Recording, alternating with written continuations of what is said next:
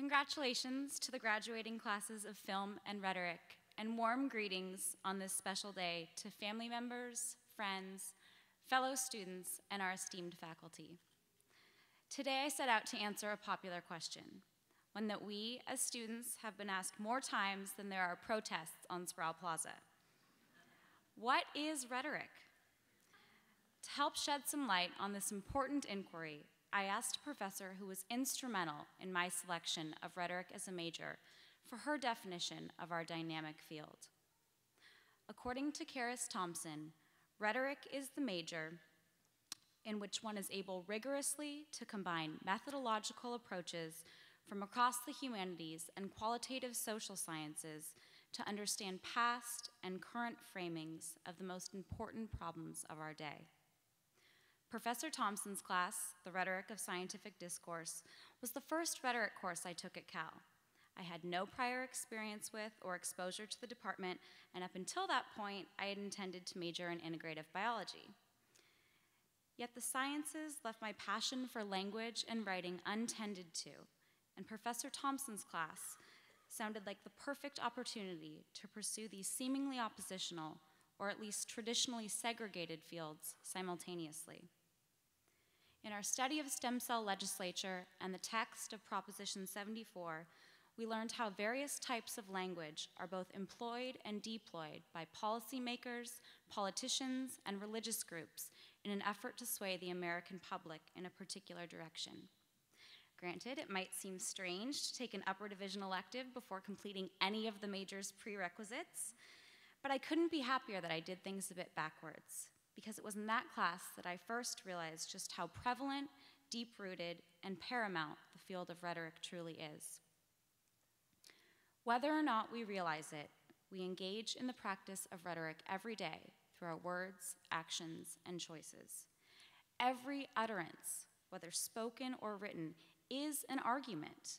The ways in which we construct our language to conceal, reveal, convey, or persuade will always say something, and this something is just as much constructed from the things we say as it is from the things we choose to leave out.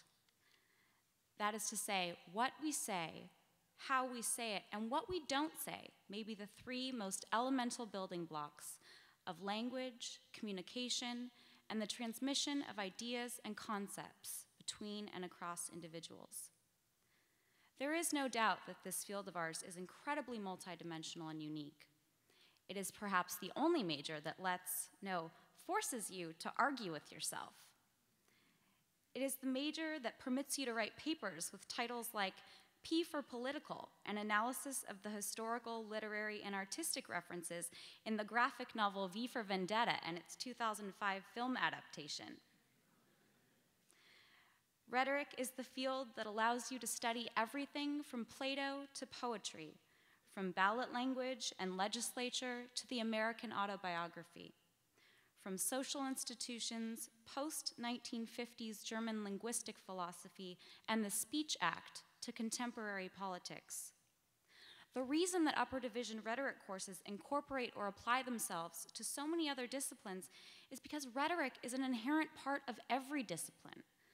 Science, social science, humanity, or otherwise, rhetoric explains, addresses, and examines the how and why of what gets said. It is a field that not only provides the space for discussion and discourse, but also allows us to examine discussion and discourse themselves. In my time at Cal, I've come to realize that rhetoric is a field with limitless application and breadth. It is a skill and practice not easily let go of, a way of looking at anything and everything, including itself, including this speech, including me, including you. If someone asked me to sum up rhetoric in a single sentence, I would say, rhetoric is a lens and a tool with which to view the world that will forever change your view of it. In case you are asking yourself at this point, why does all this matter? Let me tell you. The answer is simple. Rhetoric matters because with this new view of our world comes a renewed capacity to change it. Congratulations, UC Berkeley graduates, class of 2011. Thank you to our families, friends, and faculty for your support and encouragement.